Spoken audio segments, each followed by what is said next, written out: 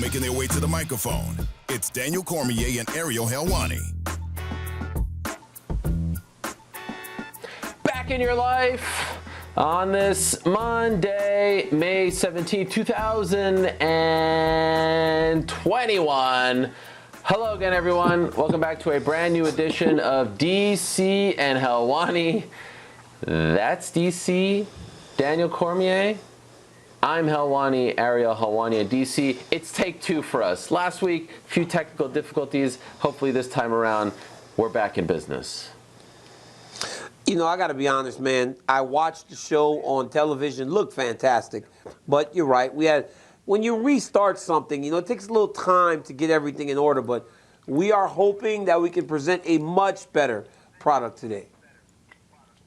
We appreciate everyone sticking with us, and of course we have a lot to talk about on today's program. Coming up, UFC 262, it was lit. LIT in H-Town in Houston, Texas. DC was there, front and center. I was not. We got a lot to discuss pertaining to the lightweight division. We got a lot to discuss pertaining to this weekend, and a ton going on in the world of MMA, but of course, DC, I would be remiss if I didn't wish you a happy tax day. Did you fill out your taxes, DC? Not April 15th. It got changed to May 17th. You all up to speed?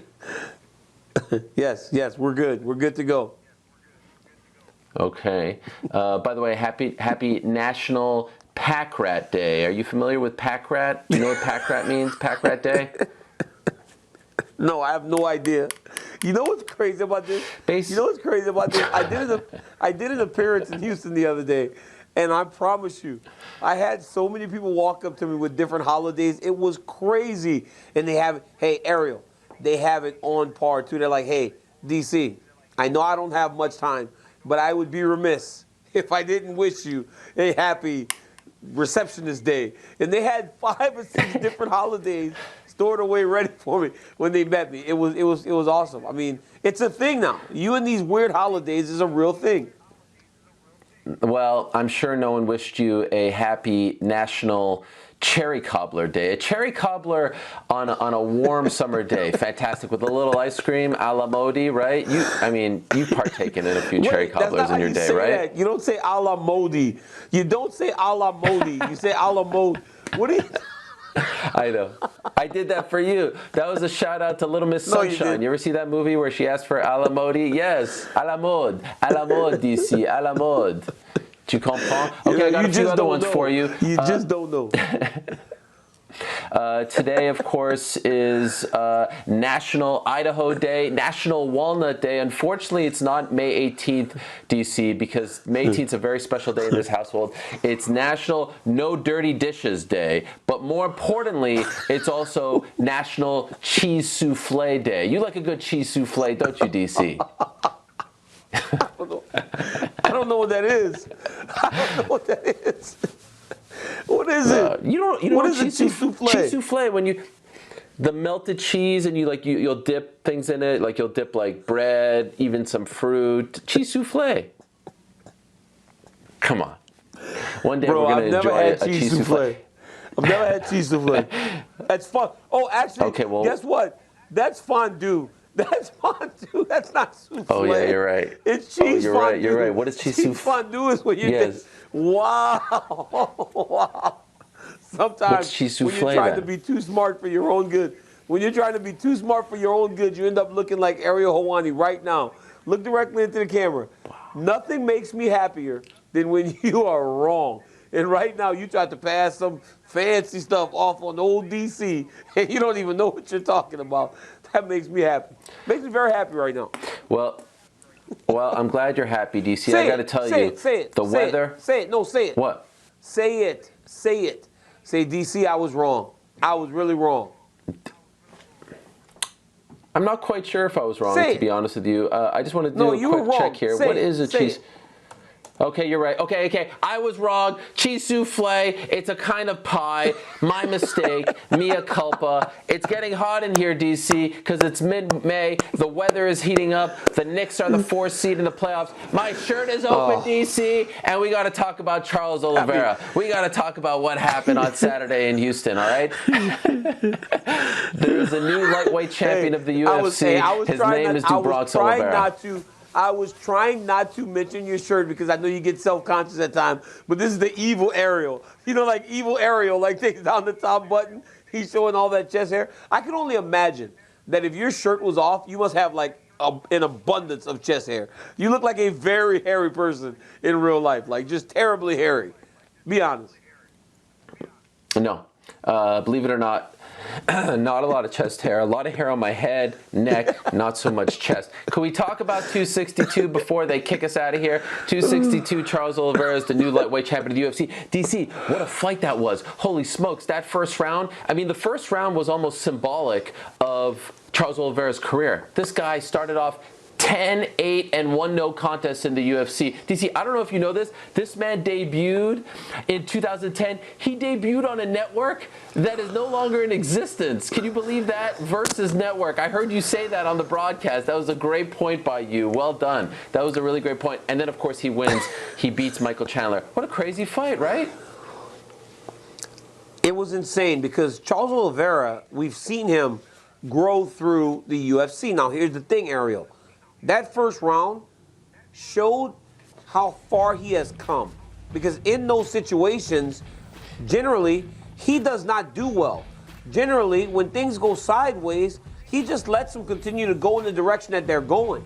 On Saturday, he was able to correct it, right? He was able to withstand the storm and build his way back. And I just think that that fight was it was such an example of what mixed martial arts is, because Henry Hoof could not be happier in the corner of Michael Chandler. To 19 seconds later, they're wrapping the belt around the other guy.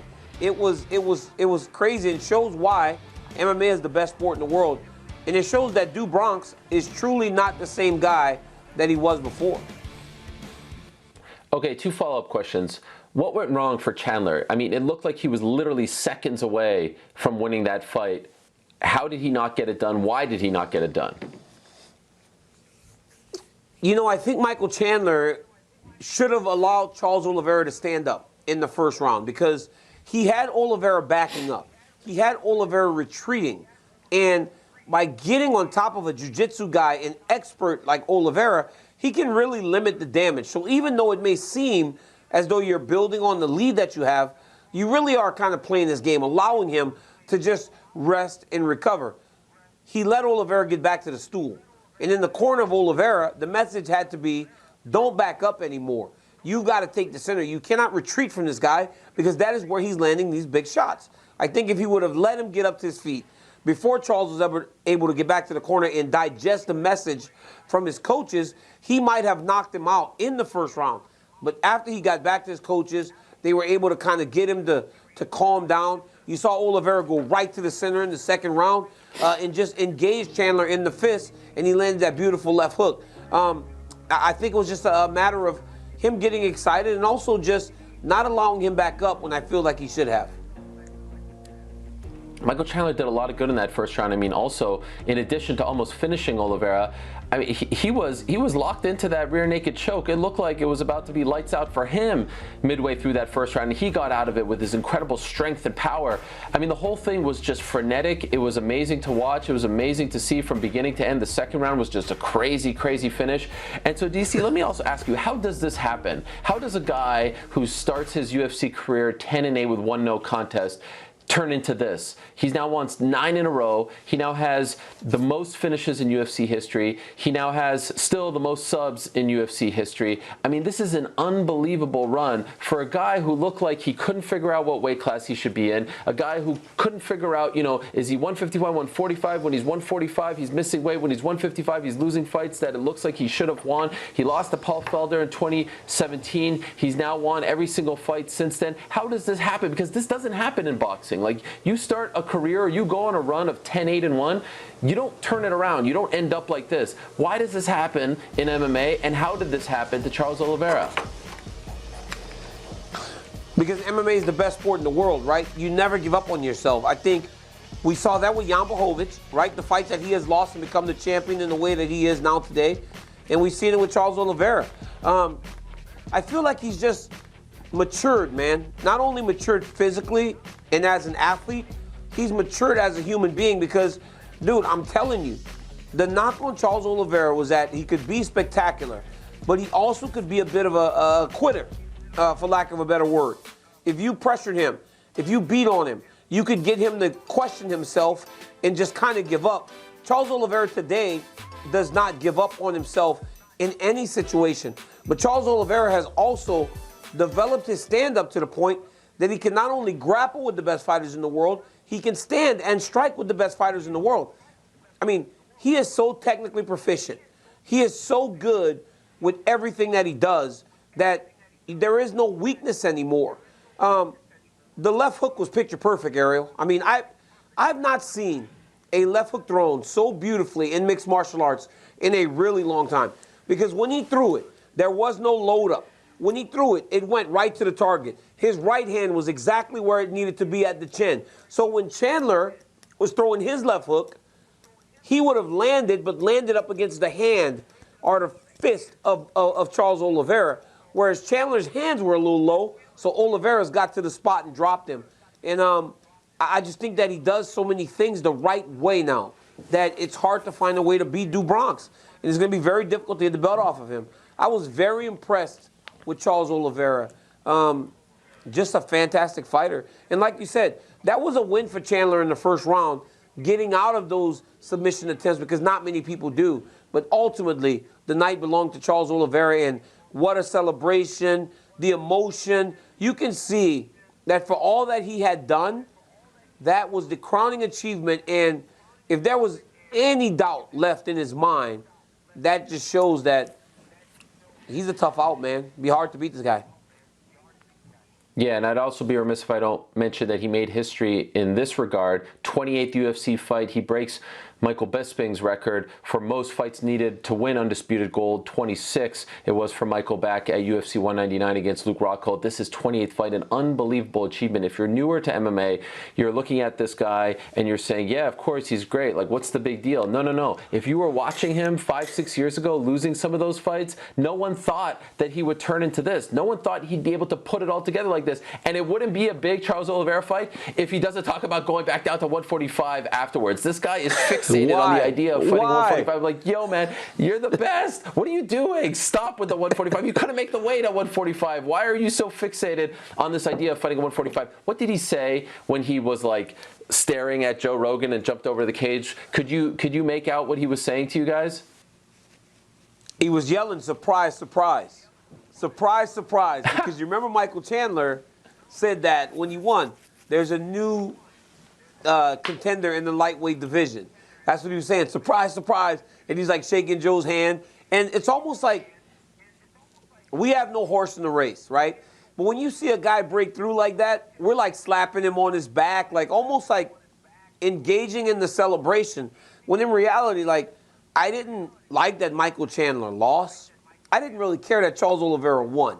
But when you watch someone break through, when you know what the kid's been through, you kind of like feel good for him. And he was just over the moon, man. He had blood on Dana. There was blood on our notes. Charles Oliveira, man, he's a sweetheart of a man. And now he's a UFC champion. And Brazil is back, right? Brazil's back. Brazil's got 3 champions now. You know, they got him, they got Davison, and Amanda. For a long time, it seemed as though Brazil was the home of mixed martial arts. And now they're back at the forefront. I'm really happy that you mentioned those two things because, yes, it did seem like there was this narrative not that long ago that Brazilian MMA was on the downswing, that it was only Amanda, that the male Brazilian fighters, weren't doing their part, that, the days of Anderson and Junior Dos Santos and all these guys, like those days are over, and there was fresh blood. Now all of a sudden you have a flyweight champion, you have a lightweight champion, oh, by the way, maybe the deepest weight class in the UFC, and you have Amanda still doing her thing. But you also mentioned something about Charles that is worth repeating. He is a sweetheart. This guy, nicknamed Du Bronx because of the favela that he comes from, still lives in the favela, goes out Christmas, posted some things, went out and gave everyone presents after his win over Tony Ferguson. This man is not someone who has talked a lot about the money fight, talked a lot about, red panty night and all this stuff. He seems like a really grounded and centered person. He seems like the kind of person that is very true to his roots. That's not going to change now that he's a UFC champion. And what I love so much about this particular story isn't necessarily that, he overcame that slow start. 10-8-1, the mishaps on the scale, the 4, missed weights and all that stuff. It's that this man stuck to his guns, DC. There was a time a couple months ago where they tried to get him to fight Michael Chandler in a non-title fight on very short notice, and he said, no, I'm waiting for a title fight. And then there was word that maybe he was in the doghouse. And look how everything turned out. Poirier goes and takes the Conor fight. Khabib retires. He gets his shot. He stuck to his guns. He got the belt, and now he could call himself the best in the world. And that emotion afterwards was beautiful. It was just a really great moment for people who have been watching this man for the past decade plus. Yeah, absolutely. And man, there was a time where you and I discussed on the show, maybe he was going to be the odd man out, right? Because of the approach he was taking, it looked like Charles was going to be the guy on the outs. I myself called for Justin Gaethje to fight for the belt. Now I understand why, because now you had a guy that never lost to Khabib as the champion, right? You got a guy, a fresh guy, as the champion, because now it leaves questions, right? Whether or not people believe that Charles could beat Khabib, you never got to see it. So now there's a question as to whether or not this new champion, how he would have fared against the old champion. So I get why Gaethje wasn't in there. But the reality is, Charles Oliveira, proud Brazilian, loves where he's from, takes care of the people that have supported him from day one, and now is the champion of the world. Look, man, not many people are willing to bet on themselves. Charles Oliveira bet on himself, and ultimately it worked out. So many times, in so many instances, you do that, and it goes in the opposite direction, and you have questions as to why. What now? It worked out for Du Bronx, and it could not have worked out for a better person. Yeah, it was shades of Jose Aldo when he jumped into the crowd and was celebrating with his people. Oliveira got to do the same. The emotions afterwards was great. And hard not to feel for Michael Chandler. Important to note, this man has been here before. He has stumbled before. This is a guy who lost to Will Brooks 7 years ago twice. He lost to Brent Primus. Madison Square Garden was knocked out by Patricia Pimble. What do you want to say, DC? I'm trying to set up the scene for Michael Chandler here, and you're getting all crazy. What do you want to say? Yeah, no, because you mentioned one thing. You said 10-8 in round one. How can we have to discuss this, right? We have to discuss that 10-8 in round one. Because Michael Chandler won that round. But when Charles Oliveira gets you down, takes your back, does good things in the round, how in the world are you scoring that 10-8 as a judge? Because the reality is judges are so afraid and they really don't want to give a 10-7 round. But if that is a 10-8 round, what is worse? What do you have to do in order to go 10-7? Because if you recall, when Glover Teixeira beat Anthony Smith, and Glover Teixeira busted his tooth out of his mouth, that was a 10-8 round. How in the world can you judge these two rounds the same whenever one was an absolute beating and the other was a competitive round? I believe that in judging, when you take the responsibility, and I know they wanted to relax the ways that people are scoring 10-8s. When you take the responsibility, you have to be very careful because they were about to mess up that fight. Had that gone 5 rounds, you would have had Charles Oliveira down 2 rounds after a very competitive round. You are taking responsibility for people's livelihoods and their careers. You have to watch carefully, watch closely, and truly understand what you're watching. It's crazy that they scored that 10-8. Yeah, a 10-7 is a unicorn. I think off the top of my head, one of the Maynard fights with Frankie Edgar, there was a 10-7 in there. But I have no problem with the 10-8 that was given by 2 of the judges, not all 3 for that first round. I lean towards 10-9 because, Oliveira did have his moments there on the ground, but yeah, it's way more subjective than it is in boxing. In boxing, you get a knockdown, it's 10-8 right away. You get another one, it's 10-7. Like it's a lot more subjective in our sport because knockdowns can be more common, and then there's the damage on the ground and all that stuff. So it's a confusing thing. But guess what? It didn't matter. It didn't matter at all because Charles Oliveira won fair and square in the second round. But it's like it didn't. But it's like we're getting issues in the judging, right? Look, man. I love Caitlin Chukagian. She's a sweetheart. I thought she lost the fight. I don't understand how you get mounted in round 2 and have a moment afterwards and win the round.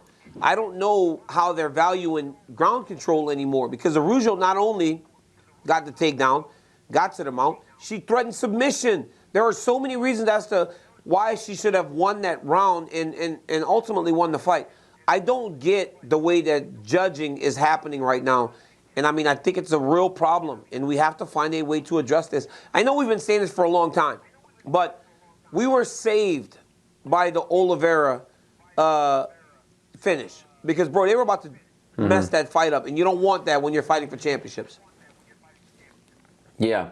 Over in one championship, they score the fight on the whole. There was a controversial fight on Saturday morning between Ritu Phogat and Bin Wen.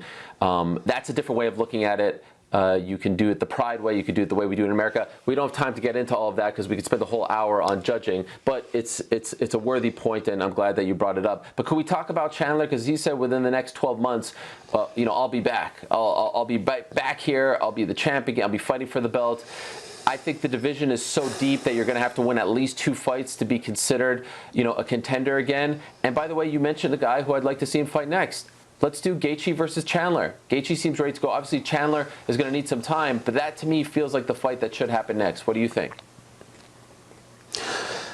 12 months is way too soon. I just think that Michael Chandler hasn't really been there for a while here in the UFC to understand that it's going to take some time, especially with what's on the books, right? When you got Conor McGregor and Dustin Poirier fighting, and Dustin Poirier, who a lot of people consider the best lightweight in the world, he wins that fight. He's going to fight Charles Oliveira. Conor McGregor wins that fight. He will probably fight Charles Oliveira. So there's just like a lot of people that can lay claim to that title shot, and I think Chandler's got some work to do. Justin Gaethje can also lay claim to a title fight, being that he was the interim champion before losing to Khabib. It's going to take him some time. I'm not sure exactly how long it'll be, but it will not be within 12 months. Justin Gaethje doesn't fight for the belt, then it should be Chandler Gaethje, because that is probably his shortest course to get back to a championship fight. Well, we'll talk about the title picture in a matter of moments. I don't know if Justin Gaethje is fighting for the belt next. I would be surprised if he fights for the belt next. Crazier things have happened. But I do want to say about Michael Chandler, the emotion that he showed afterwards, especially in the post-fight press conference, you could see the pain in this man's heart, and it felt like he was on a locomotive, like it was all coming together for him. And he can get, just look at Oliveira and his slip-ups, and look at Chandler's career. He has slipped up before and has come back stronger. But it was hard not to feel for Michael Chandler in that moment, because this man put he bet on himself, right? He bet on himself to go to the UFC and to get this opportunity, and everything was falling for him. The backup title fight in October, the Hooker fight, co-main event of a Conor card, everything falling in place for him to fight for the vacant title. It felt like a storybook ending at the end of the first, but unfortunately this isn't pro wrestling. You can't script the finishes in MMA, and so I look forward to seeing how he's able to come back. Now, we'll talk about Ferguson and Dariush in a second as we stick with this lightweight title picture discussion, of course, what happened on Saturday in Houston. But first, DC, let me tell you a little bit about our good friends over at Modelo. Modelo Especial. Brewed for those with a fighting spirit in DC. I was there in my backyard yesterday, sitting back, watching the Knicks game, enjoying a Modelo Especial. When it hits your lips, there's nothing better than that. As we all know, they are brewed for those with a fighting spirit, and you wouldn't expect anything less from the official beer of the UFC. Modelo was the underdog, just like this show, DC. No one believed in Modelo, and no one believed in us, because we came from humble beginnings just like Modelo. We never gave up, just like Modelo never gives up. It's brewed from premium hops to create the crisp Pilsner-style lager, which set the standard for authentic Mexican beer. So the next time you're tuning into a UFC fight card, make sure you've got the beer that's always in your corner, Modelo. Modelo Especial. Brewed for those with a fighting spirit. Drink responsibly. Beer imported. Crown Imports. Chicago, Illinois. All right, let's go back to the co-main event now. And support them, because they support us. And boy, yesterday I'm driving home from the airport. My boy Helwani goes, DC, I'm having a Modelo. And he goes, honestly, it's crisp. It hits my lips real nice. And he was at a backyard barbecue where, for some reason that I cannot explain, they're doing hot dogs and freaking pastrami. Listen, who does pastrami at a backyard barbecue? Where's the chicken? Where's the rib? No ribs, but where's the chicken? Where's the beef? Like, what are you guys barbecuing pastrami? How do you even barbecue pastrami? Like, how do you do that? Like, what kind of? I would hate. Have you never had pastrami before? Are you crazy? Hey, I've had hot pastrami, but not on a barbecue grill. Listen, I would hate a Helwani barbecue because y'all probably eating that bread that tastes like it got the pickles in it. You know the bread that has like the pickle taste to it? Y'all probably eating that. What is that What is that bread called? Rye dill bread? Is it dill? Rye bread? Are you eating dill rye bread with that pastrami? Maybe. Oh my goodness.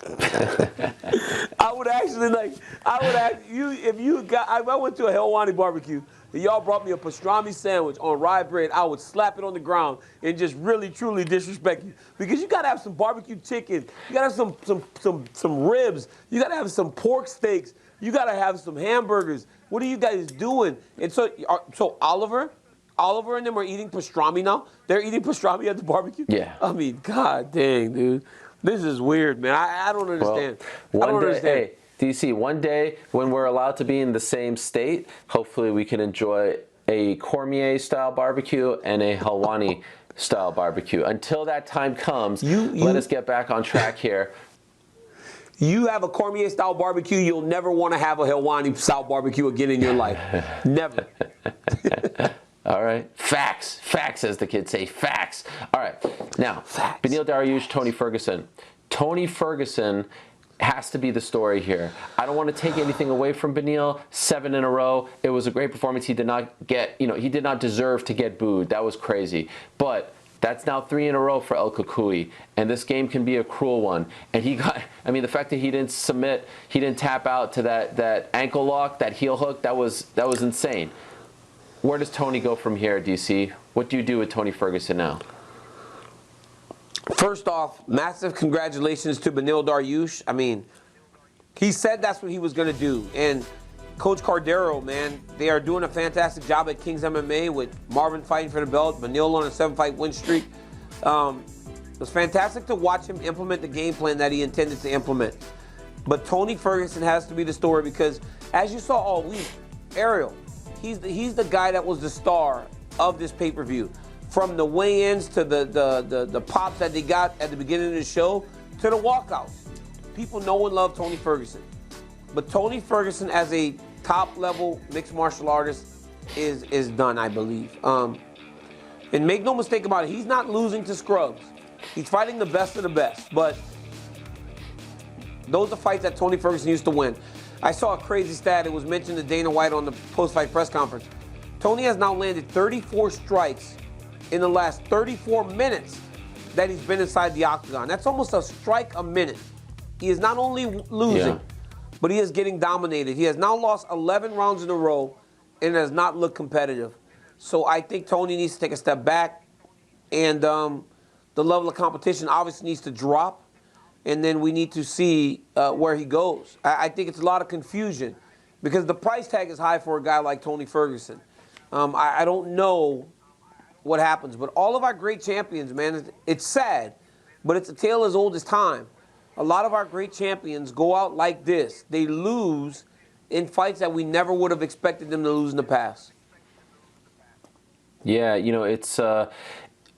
If you get old in the NBA, you're kind of sitting at the end of the bench and you kind of just like phase out. You ride off into the sunset. Same with other sports.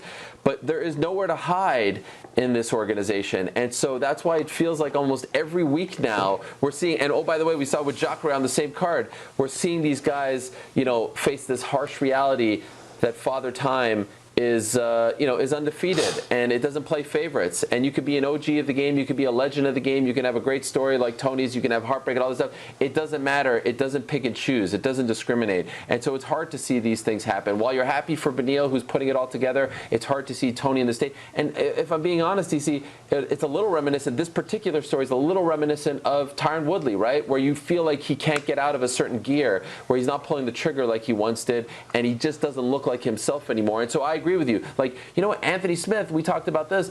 He took several steps back, and I don't want to pick on a Devin Clark, but it's like, all right, you took some steps back, you fought an unranked guy, a top 25 guy, to build your confidence back up. I'm not ready to say that Tony Ferguson is done, should be released, should be, cut, should retire, all this stuff.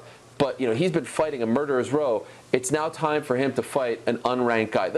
Dominic Cruz did it well. He fought Casey Kenny, unranked, super tough, got the win, got the mojo back. Tony Ferguson needs to do that to find out if he's still got it to a certain degree.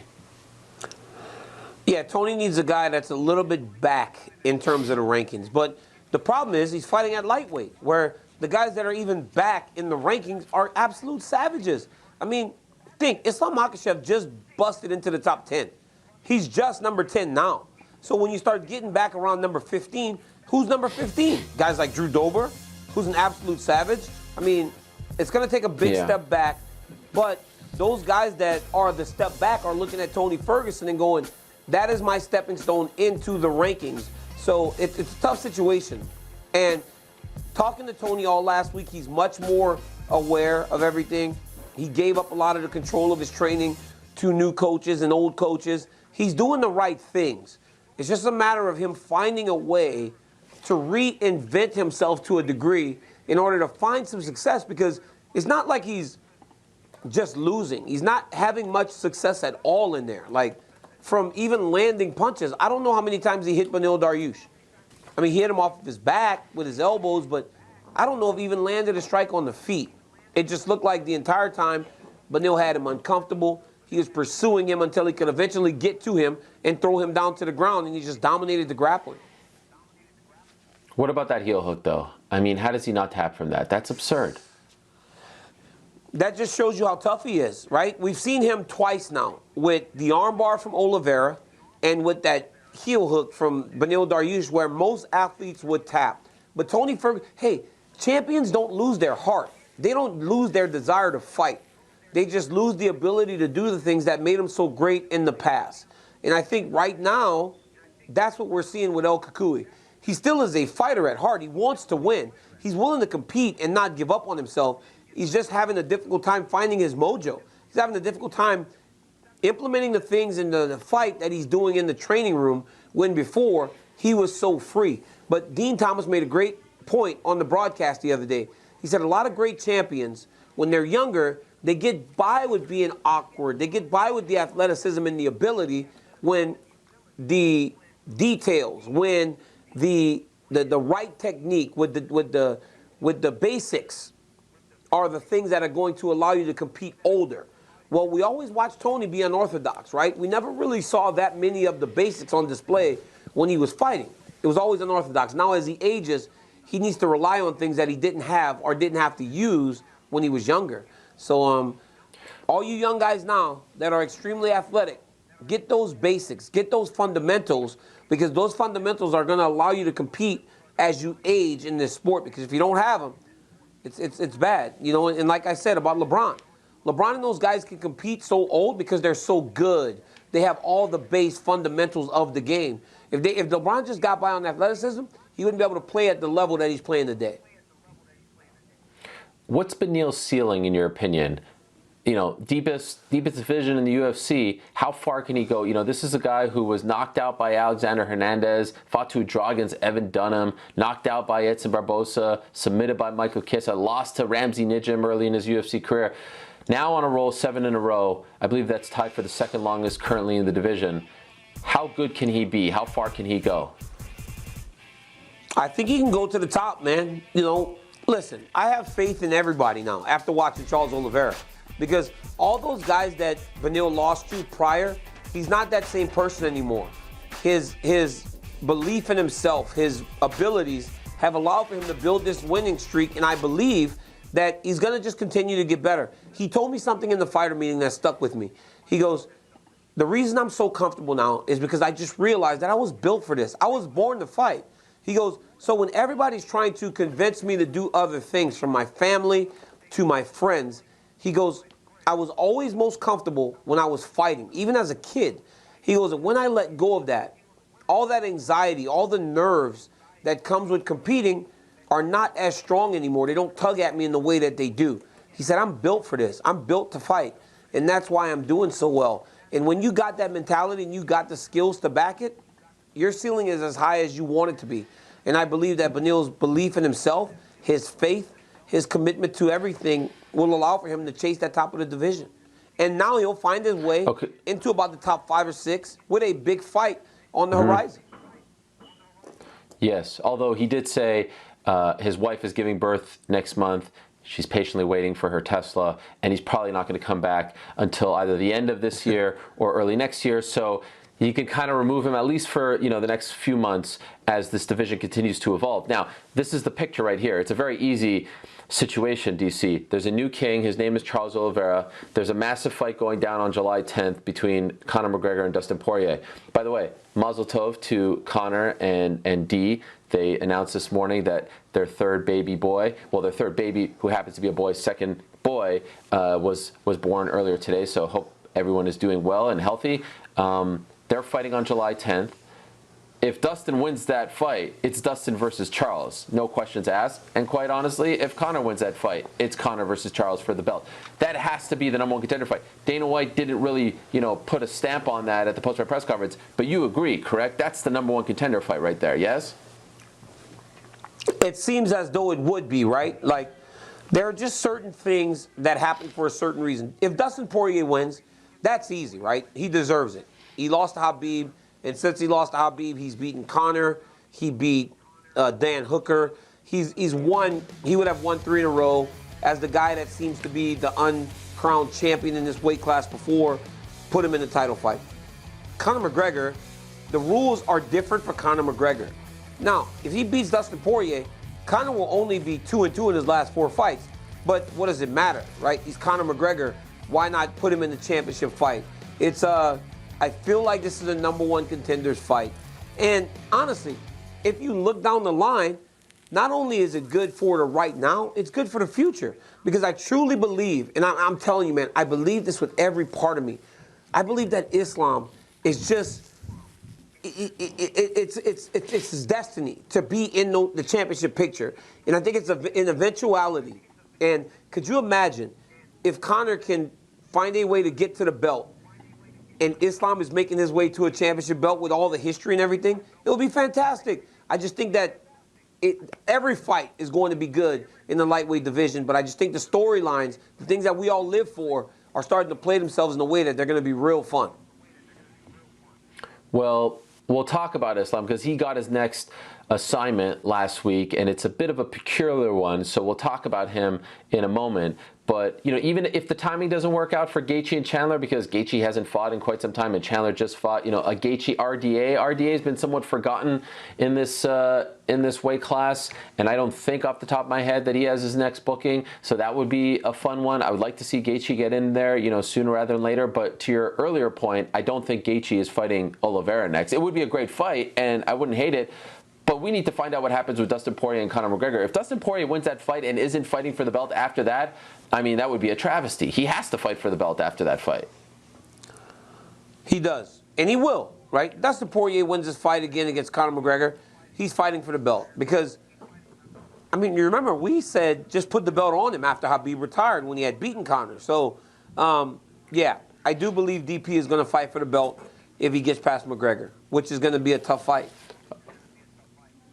Want to bring up another thing that happened on Saturday. A bit of a scary turn of events. Crazy fight. I talked to Paul Felder before 262 on my radio show, Helwani Show, ESPN Radio. Shout out to ESPN Radio. And Paul Felder said, if you aren't excited for Edson Barboza versus Shane Burgos, if you aren't going out of your way to watch that fight, and you consider you consider yourself a mixed martial arts fan, you better turn in your MMA card, your MMA fan card, if you will, because that fight is going to be the fight of the night, and he ended up being 100% right. And that's not a stretch because everyone thought that fight was going to be great, but holy smokes, what a fight. Edson Barboza, I want to say this right here and now. I didn't think the move to 145 would be good for him. He should be 3-0 as a 145er. I thought he beat Dan Ige, then he beat Makwan, and now, of course, he beat Shane Burgos. He hasn't lost much going down to 145, and that delayed knockout, DC, I've been watching this sport a long time, and you see it with the body shot. You don't necessarily see it after a shot to the head. That was scary stuff, but holy smokes, Edson Barboza has found new life at 145. Who would have thought? He absolutely has. And honestly, man, when I saw it happen to Shane Burgos, immediately it was concerned because it looked like everything just shut down. You could see it. You could see his face. His face showed like, whoa, what is happening right now? But as I've said before, if you are forced to stand with Edson Barboza, it's a real problem. If you don't have the ability to take him down, or at least threaten takedowns, he looked fantastic. And Burgos looked fantastic. I believe that's twice now we've seen two guys that are on the wrong end of fights. Burgos and Calvin Kattar back in Abu Dhabi, where they've been beaten up and their stock has still risen. But Edson Barboza, man, did some nice things in there. And that right hand that he landed to finish the fight, he landed a number of them before. He kept just landing the right over the top of his jab. When Burgos would throw the jab, Barboza would just counter with the right hand. And then when he hit him with that last one, it was right on the tip of the chin. Burgos gave him a smirk, Ariel, because that's what fighters do. Oh, you didn't hurt me. And then you saw him start to realize, like, wait, something isn't right. His eyes open. You could see him kind of glaze over. And it went from, like, his legs going to his body just going. And then once he hit the ground, he was out. It was like, how in the world can it take that long for a guy to get knocked out? Generally, it happens right away. But his legs went first. Right. And then when he went to the ground, he wasn't even there anymore. So then Edson jumps on him to hit the landing shots to finish. But, boy, what a performance. But what a scary moment. I immediately said, this dude needs to go to the doctor to make sure that he's okay, because you need to do like a brain scan after seeing something like that. And thank goodness he seems to be okay. The way in which Edson Barboza was rifling off those leg kicks, it reminded me of his debut against Mike Lulo many, many moons ago, UFC 123, Auburn Hills, Michigan. Like the speed in which he rifles those off with the precision and the power, and the fact that he's doing this now. You know, usually at this juncture in one's career, they move down to a lighter weight class. It's kind of like a desperate move. It's a move to try to you know, put a fresh coat of paint in your career, but you know, in reality, it's probably not the smartest move, because typically you want to go up as your career is going down. And this guy has been able to, I mean, get new life some way, somehow at 145. And you know, I don't know how far he can go at 145. It's a great weight class with a lot of incredible fighters at the very top. But man, I was wrong about Edson Barboza at 145, so I'll put my hand up and say good on you, Edson Barboza. That was an incredible fight. I do want to mention Jacare, DC. Jacare, man, to see again another legend. It's like every week we see these legends lose like this, and for Jacare, like, I don't know if people can truly understand, first off, how good Jacare was early in his career, and you know, Strikeforce middleweight champ, all that stuff, but also to submit Jacare Souza, like the black belt of all black belts, and to do it like that with the arm breaking like that. He's having surgery today, so we want to send him our best. Andre Muniz, shout out to you, and it's tough to see the younger guys, you know, dust off the older guys like that. But man, that kind of bummed me out. Like, it's what's going on? Why did the old guys have to lose like this? Why can't they go quietly into the night? Why does it have to be so heartbreaking? Like you said, man, time is undefeated, right? Because you call back to all those great memories from those legends. And Joe Rogan and I said on the show, there's no way you submit Jacare, because Muniz said he was going to do it. Then he goes out and does it. You submit this version of Jacare. You don't submit the alligator from Strikeforce, the guy that spent the whole first part of his career in the UFC in the top 5. But now you're looking at a Jacare that's 2-6 in his last 8 fights. And the losses have just gotten worse. From the Kevin Holland loss to this, it's time for Jacare at 41 years old to really reconsider what he's going to do for a career. It's sad, man. And as we said with Tony, this is not a fun game to go out on. It usually ends with your legends in the hospital, beat up, knocked out. It's just a bad ending most times in these situations in this sport.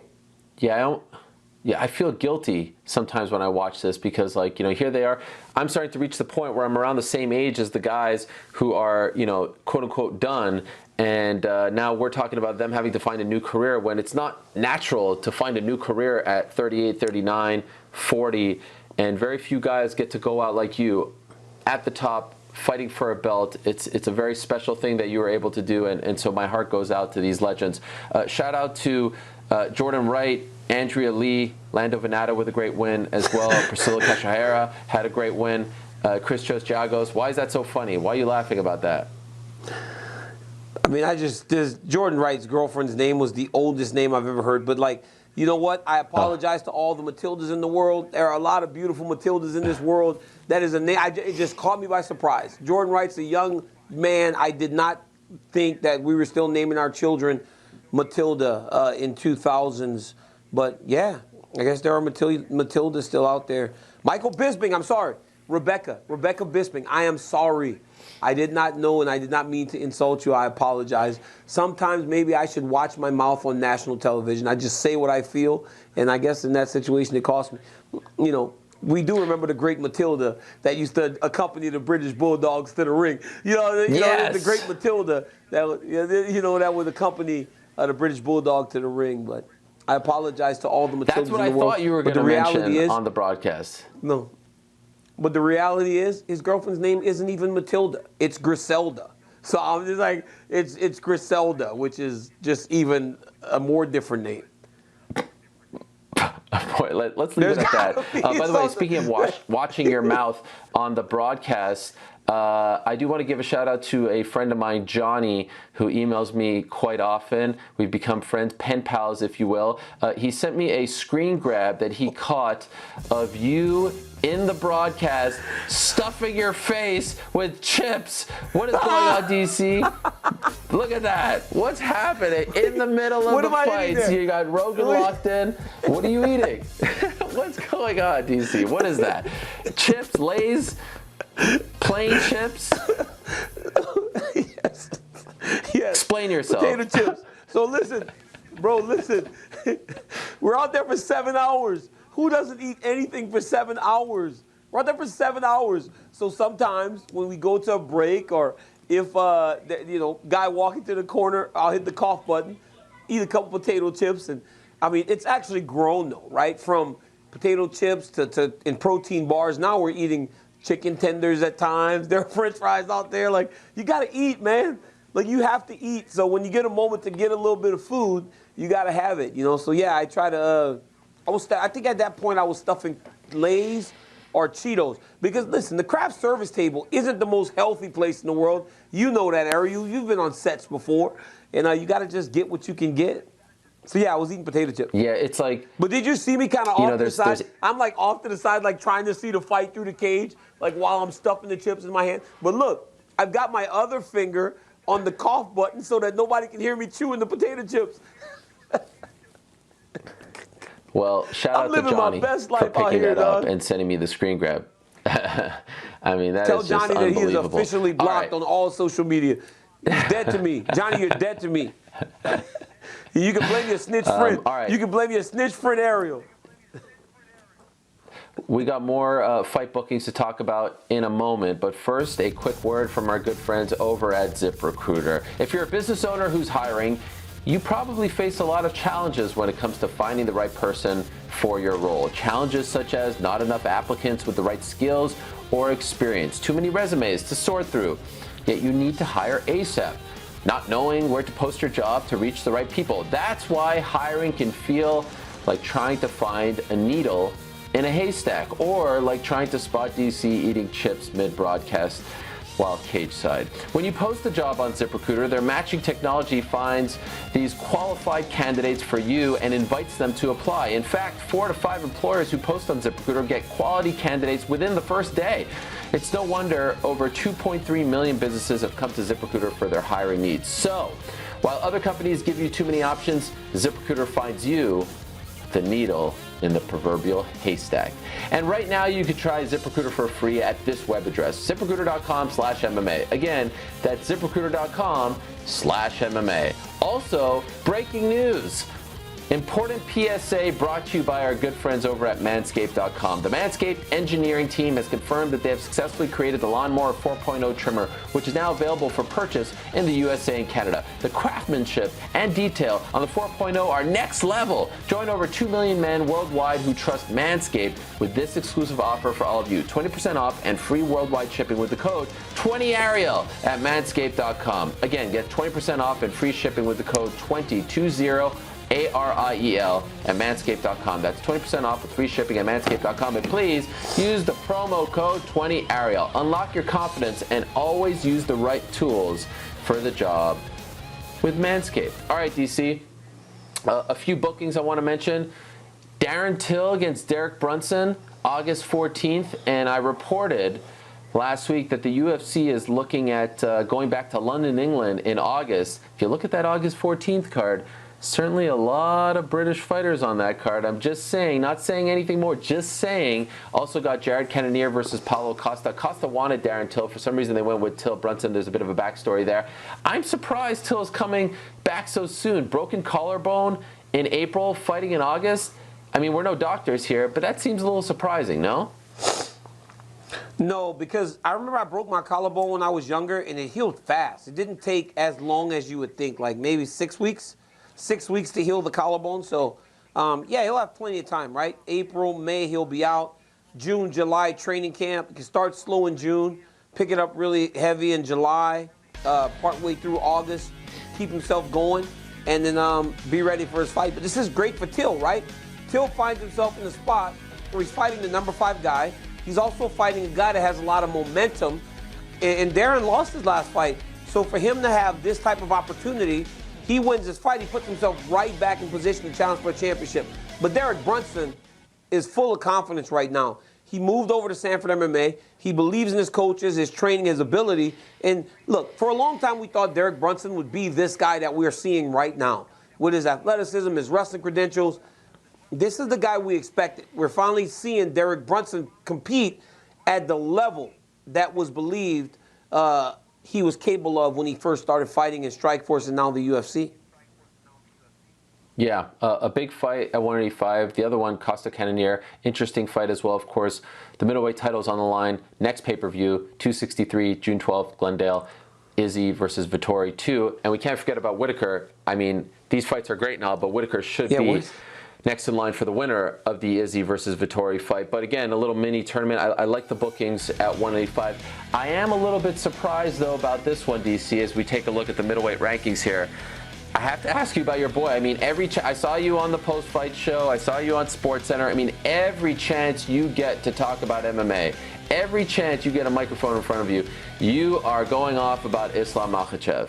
On and on you go. And his next fight is against Thiago Moises. I mean, what is this? This isn't the big fight that we were all thinking. We were talking about Tony Ferguson, big name. Thiago Moises. What's going on here? You know what's crazy? Islam, me and Habib are on a group message, and we're talking about that. Who's next? Who's next? Nobody will fight him, Ariel. He's getting off. He's offering him. Nobody will fight. So then we're just like, then smash everybody. Just fight whoever they offer you, beat them up, and then eventually you'll get a fight. Or if he wins enough, Ariel, he'll just have to get a title fight. So right now, that's the approach. You offer me Moises, okay, I'll fight him. Islam's just going to smash them all.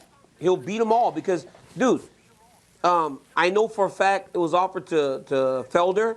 It was offered to RDA. It was offered to a number of guys in that top 10, and these guys won't fight him. So I don't know what more he can do but just to compete, make money, and keep working his way towards the championship. It's very reminiscent of when Kamaru Usman was coming up the rankings. Nobody wants to really fight the guy because of the ability he has and the problems that he possesses.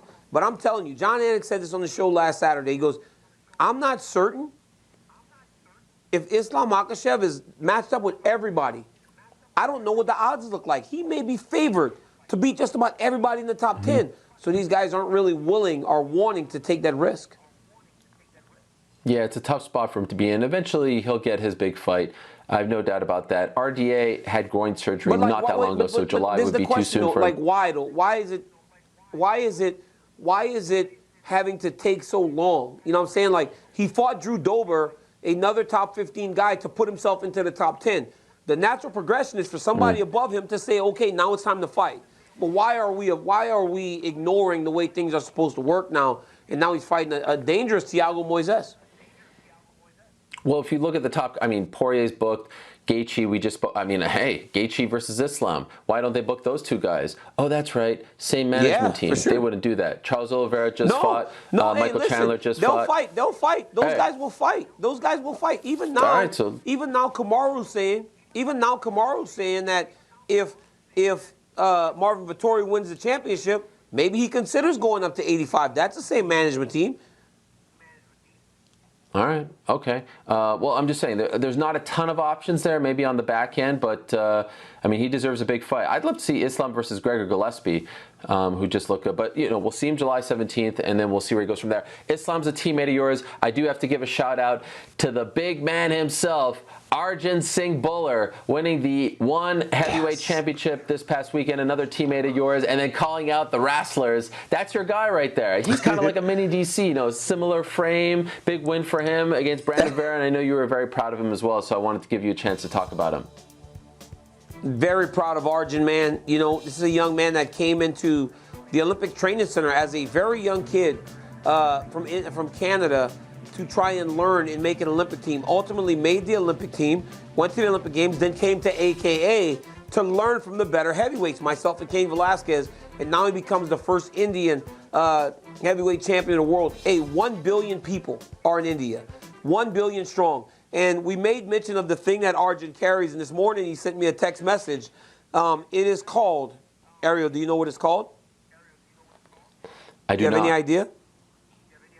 It is called I don't want to guess mace. and sound... It's a weapon of war used by the god of wrestling in the Indian culture. So another just real shout out to his heritage, his culture.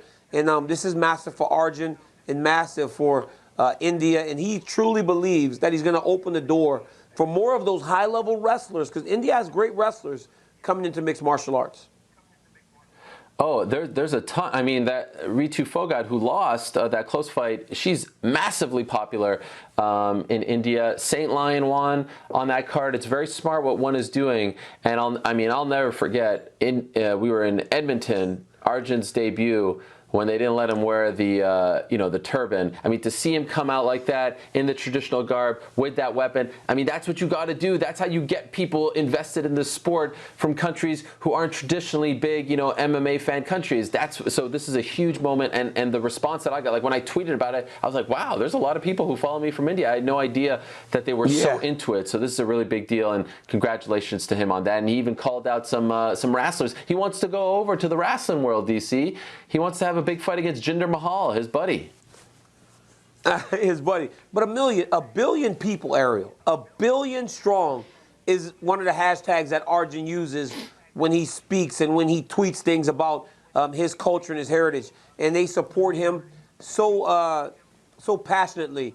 And for Arjan to become a world champion, I saw something once like, I wish I could see this guy in the UFC, and somebody's like, well, he already fought there and he failed. No, he didn't. He was 3-1 in the UFC and went and pursued an avenue where he can make more money and where he can build his base outside and around the world. And that's exactly what he's doing right now. All the right moves by Arjan Bhullar, and right now he's the world champion. We're so happy for him. DC, another very busy weekend ahead of us. The rebranded Invicta FC is back. Bellator is back. Chris Cyborg defending her featherweight title. Fabian Edwards, the brother of Leon Edwards, going up against Mr. Van Zandt himself, Austin Vanderford. That's a really fun card. And then the Saturday night UFC card, the return of Cody Garbrandt against Rob Font. A #1 contender fight, in my opinion, at 115, Yan Xiaonan against Carlos Esparza. The Jack Hermanson, Edmund Shabazian fight that we were going to get this past weekend is happening this coming weekend. It's a great time to be an MMA fan. I want to let everyone know out there that we do a brand new version of this show on television now. It used to be a highlight version of the show, midnights on either ESPN2 or ESPN News, but now we're taping a brand new show. So when you tune in on the big tube, on television, Tuesday nights, it's a whole new show with different topics, everything different. So tune into that. I want to let everyone know. All right, DC, we're out of time. Make sure, guys. Thank you very much you guys watch us on television. We have a television show. Ariel and I have a TV show. Make sure you tune in 9 o'clock in the Pacific time. So you just before you go to bed, you can watch the show. Tune in. All right. Congratulations to Charles Oliveira, the brand new UFC lightweight champion, made history on several fronts this past weekend. Congratulations to Beneil Dariush. Congratulations to Edson Barboza. All the big winners from this past weekend at UFC 262. Thank you to our sponsors. Thank you to our production team. Thank you to DC. Back next week, same time and place. Until then, we say peace. We're out of here.